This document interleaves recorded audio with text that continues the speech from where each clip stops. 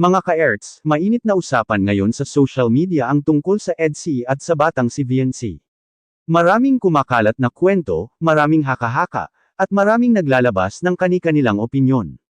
Pero ngayong araw, isang mahalagang pahayag ang lumabas mula mismo sa founder ng Kalinga na si Kuya Val.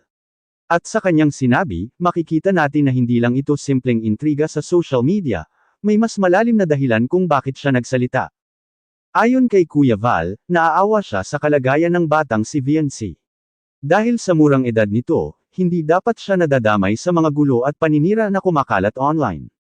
Ang isang bata na dapat ay nakatutok lang sa kanyang pag-aaral, sa kanyang pangarap, at sa kanyang pamilya ay ngayon ay napapasama sa isang isyu na puno ng komentaryo, paratang, at kung minsan ay masasakit na salita mula sa mga netizens. At alam naman natin mga ka-Erts, sa social media, napakabilis kumalat ng mga salita. Isang post lang, isang video lang, isang comment lang, pwede na itong maging malaking usapan. At kapag dumami na ang nagre-react, minsan hindi na napapansin kung sino na ang totoong naaapektuhan. Sa kasong ito, ayon kay Kuya Val, malinaw na ang isa sa pinakaapektado ay si VNC mismo. Sabi ni Kuya Val, bilang founder ng Kalinga, hindi niya kayang baliwalain ang sitwasyon ng bata. Dahil para sa kanya, hindi lang ito tungkol sa content, hindi lang ito tungkol sa views o intriga, ito ay tungkol sa kapakanan ng isang batang miyembro ng komunidad na dapat ay pinuprotektahan. Habang lumalaki ang isyu, napansin din ng maraming tao na pati ang pamilya ni VNC ay nadadamay na rin. Ang kanyang mga magulang ay nagiging emosyonal na rin sa mga nababasa nila online.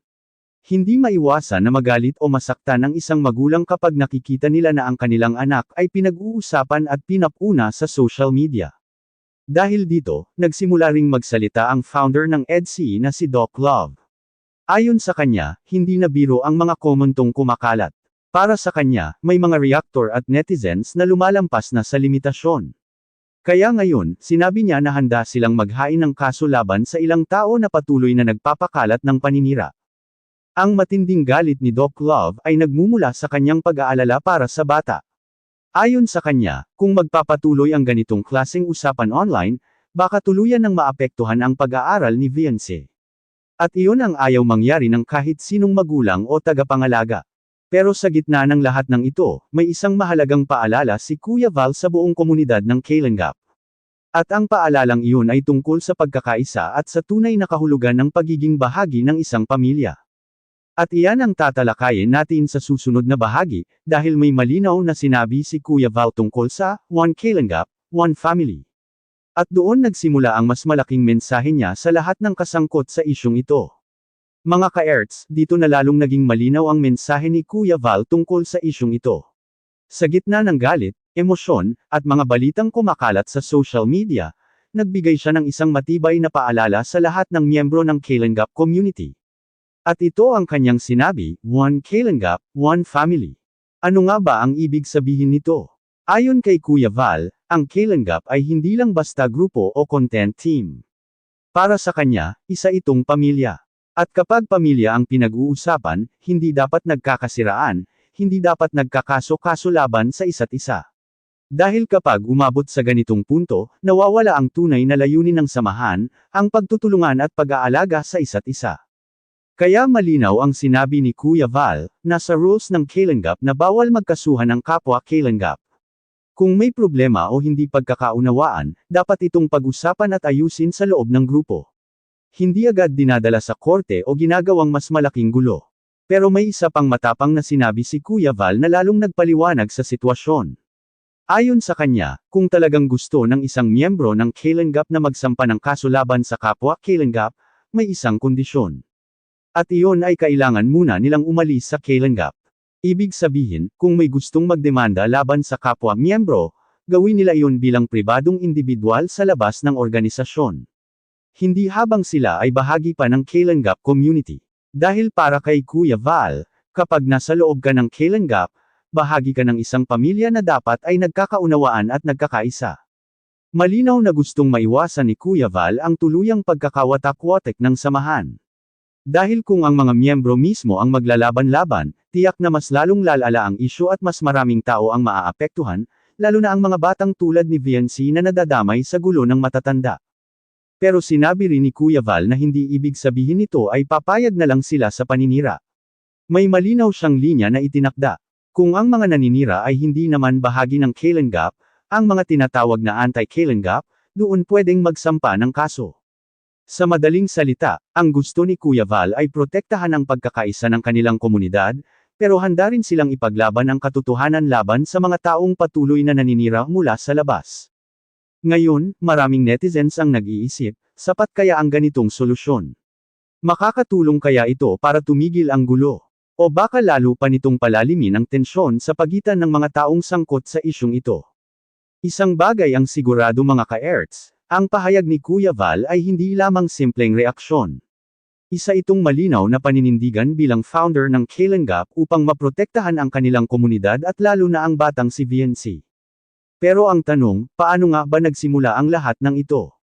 At bakit umabot sa puntong galit na si Doc Love sa mga nagko-comment at sa ilang reactor online? Buong sitwasyon, kailangan nating balikan kung paano nga ba nagsimula ang lahat ng ito. Dahil ayon sa maraming nakasubaybay sa isyo, ang pinagmulan ng gulong ito ay hindi naman agad malaking problema. Nagsimula lamang ito sa mga komentong lumabas sa social media, mga opinyon, haka-haka, at iba't ibang interpretasyon ng mga netizens. Sa una, parang normal lang na usapan sa comment section. May mga nagtatanong, may mga nagbibiro, at may mga naglalabas ng kanilang sariling kuro-kuro. Pero habang tumatagal, unti-unting nagiging mas mabigat ang mga salitang lumalabas. May mga nagbibintang, may mga nagsasabi ng kung ano-anong akusasyon, at may mga reactor na nagsimula ng gumawa ng content tungkol dito.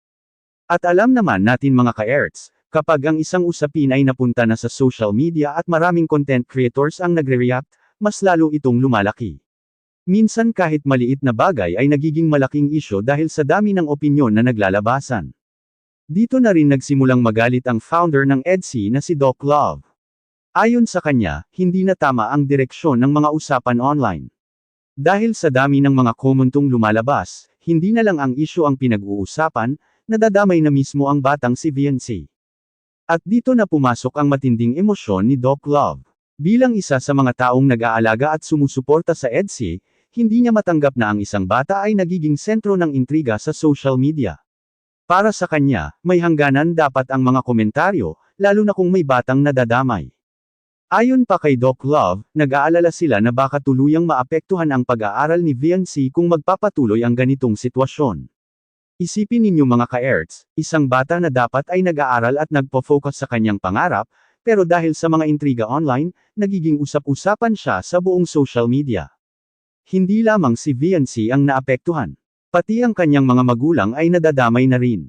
Natural lamang sa isang magulang na magalit at masaktan kapag nakikita nila na ang kanilang anak ay pinapuna o pinagdududahan sa publiko.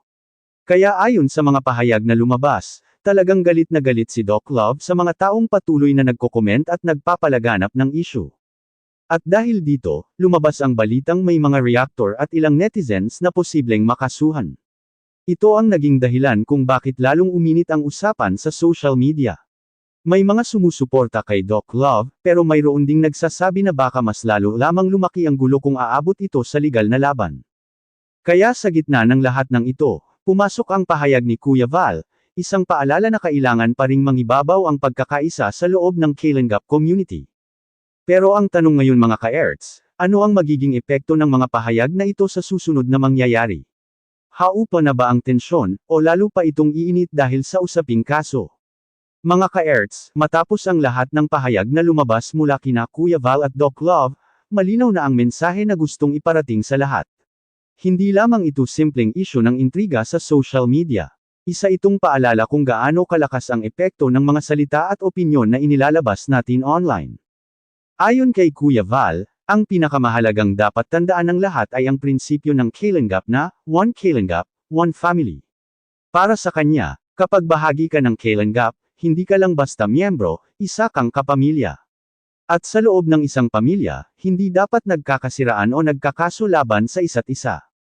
Kaya nga malinaw ang kanyang sinabi, kung may miyembro man ng Kalenggap na gustong magsampa ng kaso laban sa kapwa nila Kalenggap, kailangan muna nilang umalis sa samahan. Doon na lamang nila gawin ang kanilang laban sa labas, dahil sa loob ng Kalenggap ay dapat may respeto, pag-uusap, at pagkakaunawaan. Pero hindi rin ibig sabihin nito na papayag na lang sila sa paninira. Kung ang mga taong patuloy na nagkakalat ng maling impormasyon ay hindi naman bahagi ng Kalenggap, ang mga tinatawag na anti-Kalenggap, doon maaaring pumasok ang legal na hakbang. Ibig sabihin, handa pa ring ipaglaban ng grupo ang katotohanan kung kinakailangan. Sa kabilang banda, malinaw din ang pinanggagalingan ng galit ni Doc Love. Bilang isa sa mga taong nagmamalasakit kay VNC, hindi niya matanggap na ang isang bata ay nagiging sentro ng intriga sa social media. Ang kanyang takot ay simple pero seryoso, baka tuluyang maapektuhan ang pag-aaral ni VNC at pati ang kapayapaan ng kanyang pamilya. At kung tutuusin mga ka-Erts, dito natin makikita ang pinakamahalagang aral sa isyong ito. Sa panahon ngayon ng social media, napakadali para sa kahit sino na magbigay ng opinyon. Isang comment lang, isang post lang, isang video lang, pwede na itong mag-viral. Pero minsan nakakalimutan natin na sa likod ng mga pangalan na pinag-uusapan online ay mga totoong tao. May damdamin sila, may pamilya sila, at may kinabukasan na maaaring maapektuhan ng ating mga salita. Lalo na kung ang nadadamay ay isang bata tulad ni VNC. Ang mga batang tulad niya ay dapat pinuprotektahan, hindi nilalagay sa gitna ng gulo ng matatanda. Kaya sana matapos ang mga pahayag nina Kuya Val at Doc Love, maliwanagan na ang lahat. Sana mas maging maingat na ang mga netizens sa kanilang mga sinasabi. At sana ang mga content creators at reactor ay mas maging responsable sa kanilang mga inilalabas na content.